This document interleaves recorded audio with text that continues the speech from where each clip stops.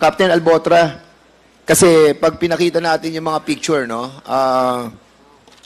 hindi namin sinasabi na ikaw pumatay. Katulad naman na sinabi ni GM Garma, ang pinagmalaki mo lang sa kanya ay kasama ka sa team.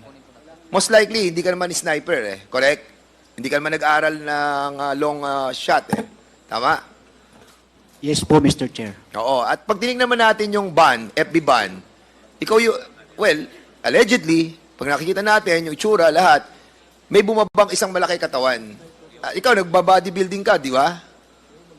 Mr. Chair, hindi po ako Hindi ka nagba-bodybuilding? Hindi po, Mr. Chair. So, natural yung katawan mo Push up lang minsan, Mr. Chair. na ganyan na malaki. So, hindi namin sinasabi na ikaw yung bumarel. Kasi yung FB, most likely, andun yung mga tao, andun yung driver, no? At nung umatras doon sa may pader, na kung saan andun yung munisipyo, doon tinira si Mayor Perez. And doon din sa kay Tony Halili, may nakita din doon na malaki katawan, pareho ng relo mo, pareho ng build mo, pareho ng gupit mo. Di ba? But, of course, hindi natin ma-identify yung muka.